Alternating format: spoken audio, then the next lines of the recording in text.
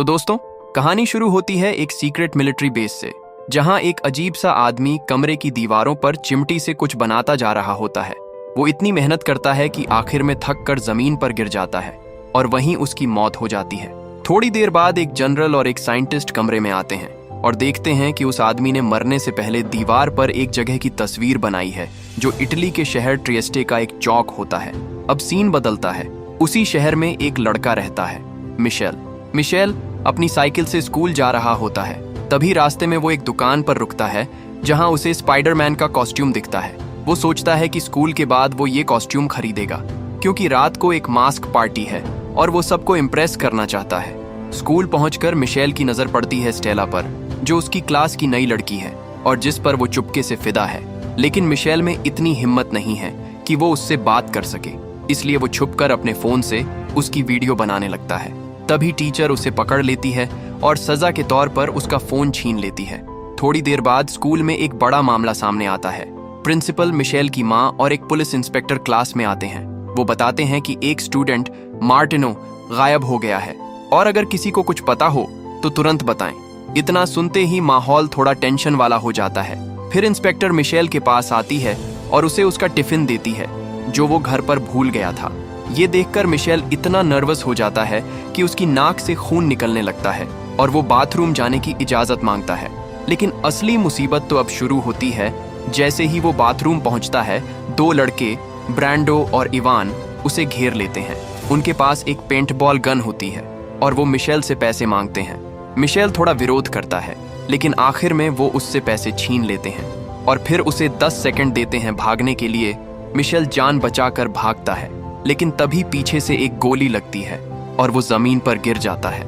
इतना ही नहीं, बाकी बच्चे भी उसके सामने उसकी बेइज्जती करते हैं और उसे मजाक बना देते हैं। अब मिशेल पूरी तरह टूट चुका होता है।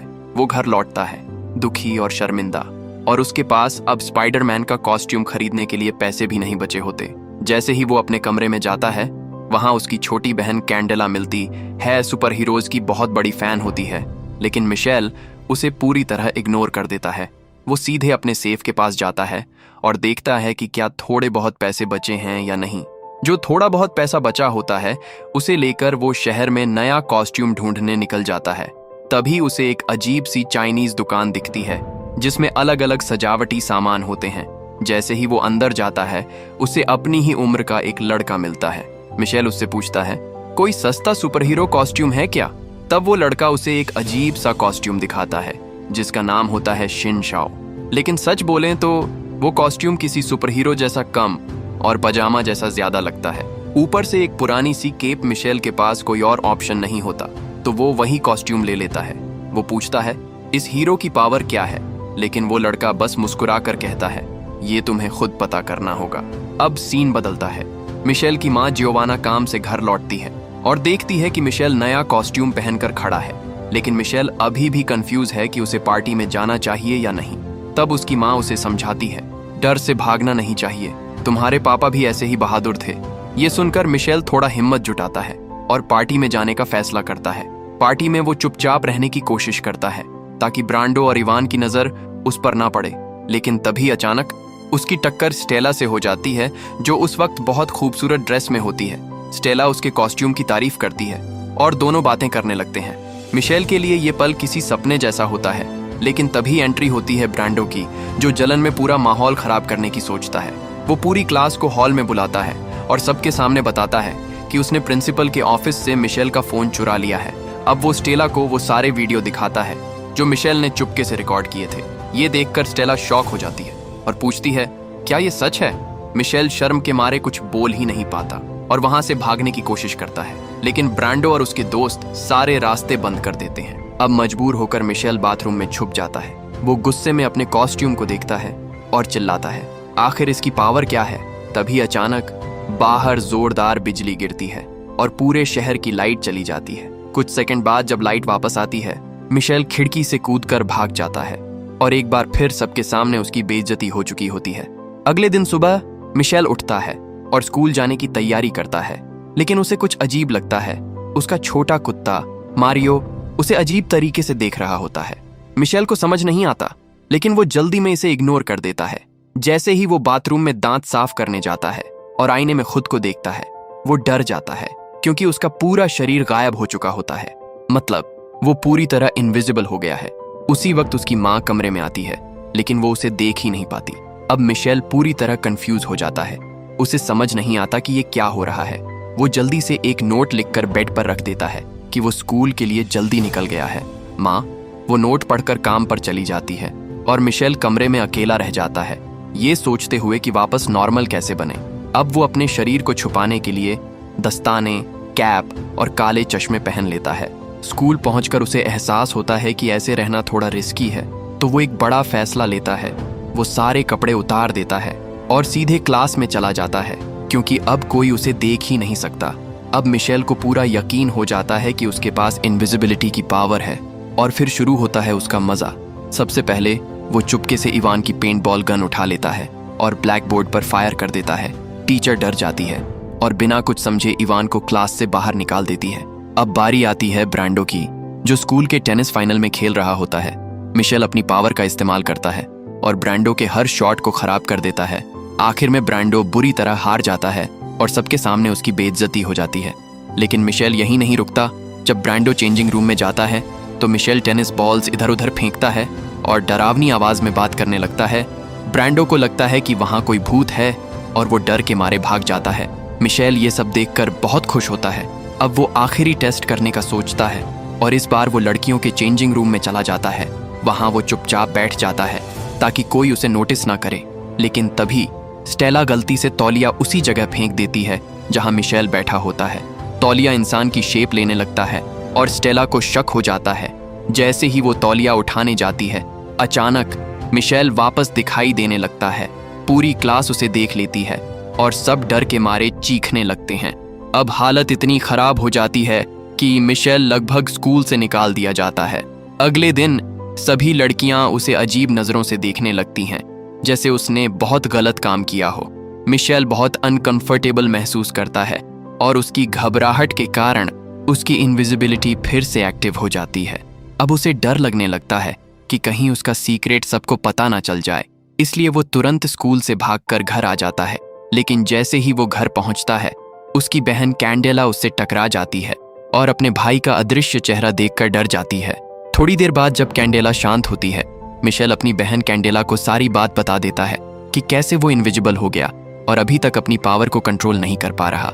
ये सुनकर कैंडेला तो बहुत खुश हो जाती है। उसे लगता है उसका भाई तो अब असली सुपर हीरो बन गया है। लेकिन मिशेल उसे सख्ती से बोलता है, ये बात किसी को मत बताना, ये हमारा सीक्रेट है। थोड़ी देर बाद मिशेल अपनी पावर को कंट्रोल करने की कोशिश कर रहा होता है। तभी उसे सुनाई देता है कि उसकी माँ घर वापस आ रही है। वो तुरंत अपने कपड़े उतार देता है ताकि फिर से इनविजिबल हो जाए। जैसे ही जियोवाना कमरे में आती है, उसे कमरा खाली दिखता है और वो समझती है कि मिशेल अभी तक घर नहीं आया। फिर वो अपनी एक दोस्त को फोन करती है और उसे अपनी चिंता शेयर करती है। वो कहती है कि मिशेल कुछ दिनों से बहुत अजीब बिहेव कर रहा है और फिर बातों बातों में वो एक बड़ा सच बता देती है कि मिशेल असल में उनका असली बेटा नहीं है, उसे बचपन में गोद लिया गया था। ये सुनकर मिशेल के पैरों तले जमीन खिसक जाती है। वो बिना कुछ सोचे समझे घर से भाग जाता है और सीधे बंदरगाह पोर्ट पर पहुंच जाता है, जहां वो झूले पर बैठकर अकेले सोचने लगता है। उसे यकीन ही नहीं होता कि उसकी पूरी जिंदगी एक सच छुपा रही थी। तभी वहां स्टेला भी आ जाती है। वो अपनी डांस प्रैक्टिस करने आई होती है। वो देखती है कि झूला अपने आप हिल रहा है, लेकिन वो डरती नहीं बल्कि पूछती है, कोई है वहां? मिशेल सामने नहीं आता, बस रेत में एक चेहरा बनाता है और एक स्माइल बना देता है। स्टेला ये देखकर खुश हो जाती है। उसे लगता है कि उसने किसी इनविजिबल दोस्त से मुलाकात कर ली है। वो मिशेल को चैलेंज देती है, चलो देखते हैं कौन झूले पर तेज झूल सकता है। मिशेल भी मान जाता है और दोनों मिलकर मस्ती करने लगते हैं। पहली बार मिशेल सच में खुश महसूस करता है, लेकिन थोड़ी देर बाद स्टेला कहती है कि उसे बैले प्रैक्टिस के लिए जाना है और वो उम्मीद करती है कि वो अपने इस इनविजिबल दोस्त से फिर मिलेगी।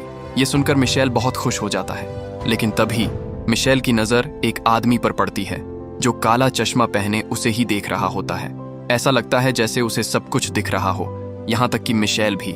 मिशेल को थोड़ा अजीब लगता है, लेकिन वो सोचता है शायद उसका वहम है। कुछ घंटों बाद मिशेल स्टेला से मिलने उसके घर जाता है। वो उसकी खिड़की पर वही स्माइली फेस बना देता है। स्टेला समझ जाती है कि उसका इनविजिबल दोस्त आ गया है और उसे अंदर बुला लेती है। वो बहुत खुश होती है और उसे एक चादर से ढक देती है। फिर पूछती है, तुम्हारा नाम क्या है? लेकिन मिशेल कहता है, अभी मैं अपनी पहचान नहीं बता सकता। फिर भी स्टेला धीरे धीरे उसके पास आती है, जैसे वो पक्का करना चाहती हो कि वो सच में है या नहीं। जैसे ही स्टेला उसके बहुत करीब आती है, मिशेल नर्वस हो जाता है और अचानक वो वापस दिखाई देने लगता है। घबरा कर वो तुरंत वहां से भाग जाता है और घर पहुंचकर कैंडेला को सब कुछ बता देता है। अब उसकी बहन उससे कहती है, तुम्हें स्टेला को सच बता देना चाहिए। अगली रात मिशेल हिम्मत जुटाता है और स्टेला से मिलने निकलता है। वो अपने छोटे कुत्ते मारियो के साथ स्कूल के जिम में पहुंचता है, जहां स्टेला अपनी परफॉर्मेंस की प्रैक्टिस कर रही होती है। लेकिन मिशेल के पहुंचने से पहले ही कुछ भयानक हो जाता है। एक अनजान आदमी अंदर घुसता है और उसके हाथ में एक खास गन होती है। वो सीधे स्टेला पर निशाना लगाता है और उसे एक ट्रैंक्विलाइजर डार्ट मार देता है। कुछ ही सेकंड में स्टेला बेहोश होकर जमीन पर गिर जाती है। वो आदमी उसे उठाकर अपनी वैन में डाल देता है और वहां से भागने लगता है। तभी मिशेल और मारियो उसे देख लेते हैं। मिशेल बिना डरे उसके सामने खड़ा हो जाता है और कहता है, उसे छोड़ दो, लेकिन वो आदमी उसे जोर से धक्का देकर गिरा देता है। तभी मारियो आगे बढ़ता है और उस आदमी के हाथ पर काट लेता है। फिर भी वो आदमी समहाउ दोनों से छुटकारा पा लेता है। स्टेला को वैन में डालता है और भागने लगता है, लेकिन मिशेल हार नहीं मानता। वो वैन के दरवाजे से लटक जाता है, लेकिन वो आदमी उसे फिर से धक्का देकर गिरा देता है और स्टेला को लेकर फरार हो जाता है। थोड़ी देर बाद पुलिस को इस घटना की खबर मिलती है। जियोवाना भी तुरंत स्कूल पहुंचती है ताकि देख सके कि मिशेल ठीक है या नहीं। अच्छी बात यह होती है कि मिशेल और मारियो दोनों सुरक्षित होते हैं, लेकिन मिशेल अपनी मां को बताता है स्टेला को किसी ने किडनैप कर लिया है। अब पुलिस अपनी जांच शुरू करती है, लेकिन मिशेल इंतजार नहीं करना चाहता। वो खुद ही अपनी दोस्त को बचाने का फैसला करता है और अपनी पावर को कंट्रोल करने की ट्रेनिंग शुरू कर देता है। अब वो अपना सुपर हीरो कॉस्ट्यूम ढूंढता है, लेकिन उसे पता चलता है कि उसकी मां ने उसे धोने के लिए डाल दिया है। जैसे ही वो उसे पहनने की कोशिश करता है, वो इनविजिबल नहीं हो पाता। मिशेल गुस्से से पागल हो जाता है। वो अपनी मां के पास जाता है और चिल्लाता है, आपने मेरा कॉस्ट्यूम क्यों धोया? उससे मेरी पावर चली गई। जियोवाना कुछ समझ ही नहीं पाती, लेकिन गुस्से में मिशेल हद पार कर देता है। वो कह देता है, मुझे आपसे नफरत है। और फिर सबसे बड़ा सच उसके मुंह से निकल जाता है, आप मेरी असली मां भी नहीं हैं। इतना कहकर वो घर से निकल जाता है और तभी अचानक बुकशेल्फ का कांच अपने आप टूट जाता है, जैसे उसके गुस्से में कोई छुपी हुई ताकत हो। अब मिशेल वापस पोर्ट की तरफ जा रहा होता है। तभी वही रहस्यमयी आदमी जो पहले चश्मा पहनकर उसे देख रहा था, उसके सामने आ जाता है। वो अपना नाम बताता है, आंद्रे, और कहता है, मैं तुम्हारा असली पिता हूं। मिशेल ये सुनकर हैरान रह जाता है, उसे यकीन ही नहीं होता। तब आंद्रे उसे एक और बड़ा सच बताता है कि वो एक स्पेशल है। ऐसे लोग जिनके पास ऐसी शक्तियां होती हैं जो पूरी दुनिया को बदल सकती हैं। मिशेल अभी भी यकीन नहीं करता। तब आंद्रे बताता है कि पहले रूस में एक भयानक न्यूक्लियर वॉर हुआ था, जिसमें ज्यादातर लोग मारे गए, लेकिन जो लोग बचे वो रेडिएशन की वजह से बदल गए और उनके अंदर अजीब अजीब शक्तियां आ गईं। अब आंद्रे मिशेल को अपनी पूरी कहानी बताता है। वो कहता है कि रूस में जब न्यूक्लियर वॉर हुआ तो उसके बाद सरकार ने एक सीक्रेट लैब बनाई, जिसका नाम था डिवीजन। इस लैब में उन लोगों पर एक्सपेरिमेंट किया जाता था जिनके पास सुपर पावर आ गई थी। इस पूरे प्रोजेक्ट को एक खतरनाक जनरल चला रहा था। आंद्रे बताता है कि उसके पास एक खास पावर थी। वो लोगों के दिमाग पढ़ सकता था और उनकी यादें मिटा भी सकता था, लेकिन हर पावर की एक कीमत होती है। ज्यादा इस्तेमाल करने से आंद्रे की आंखों की रोशनी चली गई और वो अंधा हो गया। इसी लैब में उसे एक लड़की से प्यार हो जाता है, योलेना। बाकी स्पेशल लोग बच्चे पैदा नहीं कर सकते थे, लेकिन आंद्रे और योलेना के साथ कुछ अलग हुआ और उनके घर पैदा हुआ मिशेल। अब उन्हें पता था कि सेना इस बच्चे को भी एक टेस्ट सब्जेक्ट बना देगी, इसलिए एक दिन दोनों मिशेल को लेकर लैब से भाग जाते हैं, लेकिन ज्यादा देर नहीं लगती, सैनिक उनके पीछे पड़ जाते हैं। तब योलेना एक बड़ा फैसला लेती है। वो आंद्रे से कहती है, तुम बच्चे को लेकर भागो, मैं इन्हें रोकती हूँ। योलेना भी इनविजिबल हो सकती थी और अपने स्पेशल सूट की मदद से वो सैनिकों पर हमला करने लगती है। कुछ देर तक वो सबको चकमा देती रहती है, लेकिन तभी एक स्नाइपर कुछ नोटिस करता है। एक तितली जो हवा में नहीं बल्कि किसी अदृश्य चीज पर बैठी होती है, उसे समझ आ जाता है और वो बिना सोचे गोली चला देता है और उसी दिन योलेना मारी जाती है। ये सुनकर मिशेल पूरी तरह टूट जाता है। आंद्रे आगे बताता है कि वो मिशेल को लेकर पूरे यूरोप में भटकता रहा, किसी सुरक्षित जगह की तलाश में। तभी उसे जियोवाना के बारे में पता चलता है, जो एक पुलिस इंस्पेक्टर थी। और माँ बनना चाहती थी। आंद्रे ने अपनी टेलीपैथी पावर से ये सब जाना और फिर उसने छोटे से मिशेल को जियोवाना के घर के बाहर छोड़ दिया ताकि वो सुरक्षित रह सके। लेकिन डिवीजन अभी भी मिशेल को ढूंढ रहा है क्योंकि वो मानते हैं कि मिशेल एक पूरी सुपर पावर आर्मी बनाने की चाबी हो सकता है। इतना सब बताने के बाद आंद्रे को जाना पड़ता है ताकि कोई उसे पकड़ ना सके। लेकिन जाने से पहले वो मिशेल को एक खास सूट देता है। उस सूट पर एक रूसी एस का निशान बना होता है और वो उसी मटेरियल से बना होता है जो उसकी माँ योलेना पहनती थी। आंद्रे चला जाता है और कुछ ही सेकंड बाद जियोवाना वहां पहुंच जाती है अपने दोस्त डॉ बासिलेई के साथ। वो मिशेल से कहती है कि घर चलो, हमें बात करनी है। फिर वो मारियो को वेट से ले आते हैं और डॉ बासिलेई मिशेल को घर छोड़ने की बात करता है। घर पहुंचते ही मिशेल सीधा अपने कमरे में भागता है और नया सूट पहनकर देखता है। कुछ देर बाद डॉ बासिलेई उसे चाय के लिए बुलाता है। मिशेल सूट पहनकर ही लिविंग रूम में आता है। जैसे ही वो कप लेने जाता है, डॉक्टर की नजर उसके कपड़ों पर पड़ती है जहां खून के निशान होते हैं। अब डॉ बासिलेई को कुछ शक होने लगता है। स्टेला बहुत ध्यान से आगे बढ़ रही होती है। चारों तरफ गार्ड खड़े हैं। एक छोटी सी गलती और सब खत्म। वो धीरे धीरे उस लोहे के स्ट्रक्चर पर चढ़ती है और ऊपर पहुंचकर एक रास्ता ढूंढ लेती है। अब उसे समझ आ जाता है कि ये कोई छोटा मोटा ठिकाना नहीं बल्कि एक बहुत बड़ा ऑपरेशन है। उधर मिशेल और इवान वेयरहाउस में बैठे प्लान बना रहे होते हैं। मिशेल बहुत टेंशन में होता है क्योंकि उसे नहीं पता कि स्टेला कहाँ है। तभी उसे आंद्रे की बात याद आती है कि वो स्पेशल है और उसकी पावर अभी पूरी तरह जागी नहीं है। अब मिशेल सोचता है अगर वो अपनी पावर को सही से कंट्रोल कर ले तो वो स्टेला को ढूंढ सकता है। वो अपनी आंखें बंद करता है और पूरा फोकस करने की कोशिश करता है। शुरू में कुछ नहीं होता, लेकिन फिर उसे कुछ अजीब अजीब फ्लैश दिखने लगते हैं, जैसे कोई बड़ा जहाज, चारों तरफ हथियारबंद लोग और एक लड़की भागती हुई। मिशेल तुरंत आंखें खोलता है। अब उसे समझ आ जाता है स्टेला एक कार्गो शिप पर है। वो तुरंत इवान से कहता है हमें पोर्ट जाना होगा अभी। इवान बिना टाइम वेस्ट किए बाइक स्टार्ट करता है और दोनों तेजी से पोर्ट की तरफ निकल जाते हैं। उधर स्टेला धीरे धीरे आगे बढ़ रही होती है, लेकिन तभी एक गार्ड उसे देख लेता है। रुको! वो चिल्लाता है। अब अलार्म बजने लगता है। पूरे जहाज में हड़कंप मच जाता है। स्टेला भागने लगती है। ऊपर नीचे इधर उधर अपने जिम्नास्टिक मूव्स से वो सबको चकमा देती है, लेकिन गार्ड्स बहुत ज्यादा हैं। अब लगने लगता है कि वो बच नहीं पाएगी।